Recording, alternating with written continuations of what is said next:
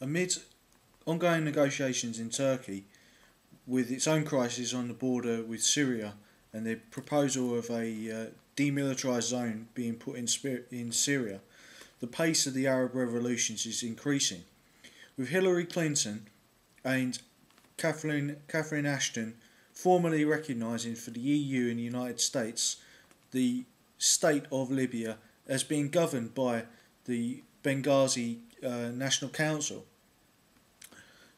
It seems that Gaddafi's time is running out, and he's trying to worm his way out of it by saying that he would like to stay in the country but not be leader, or try and leave to a third party country, such as probably Venezuela under Hugo Chavez.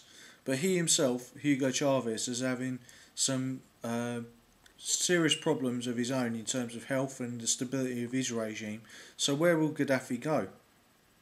He certainly won't be going to the EU or the United States, since they want to put him on trial for war crimes against humanity in The Hague.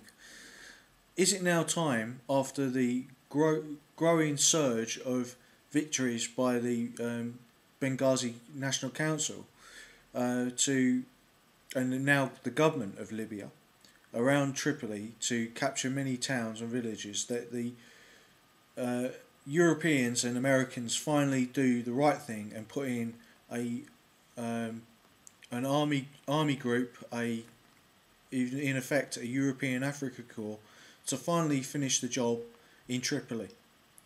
I'd like to know your views on this, as this is an update video. But what is clear is that Libya could be a prosperous country. There's over 30 billion euros worth of seized funds in the European Union, which could be released to Libya, which would cause a multiplier effect for European capital and investment, and also get oil production up to 60% of what it was before the revolutions. It shows that democracy and prosperity often go hand in hand, although there are often teething problems, as we saw in Russia, where the migration from communism or a dictatorship, because of course Gaddafi is a Ba'athist in many ways, or a third way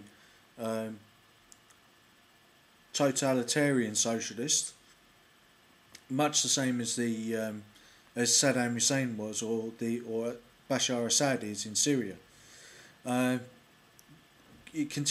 massacres in Syria, of course, continue to go on, but Bashar Assad himself should be wary of Turkey, who has 1 million men under arms, some of the best weapons that NATO could provide in the shape of German-made tanks and American aircraft. And I'm sure that Turkey, if it wished to, even without the help of the wider European Union or Schengen zone, could impose a demilitarised zone within northern Syria. But this video is about the watering of the tree of liberty in Libya, and that often demands the blood of tyrants and patriots alike. Now, the blood of patriots has been spilt, and some blood of the tyrants has been spilt, but the chief blood of the tyrant is Gaddafi, and he is still safe and secure, although there have been many attempts on his life through the NATO bombing campaign.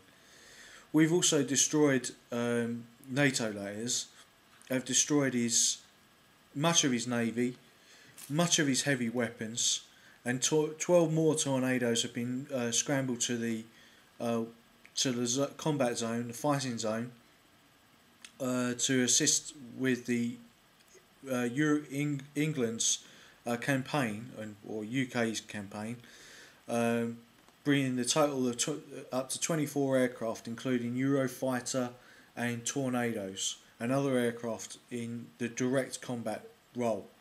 So time is running out for Gaddafi, and time surely should be running out for Bashar Assad, as over 1 million people marched in Damascus.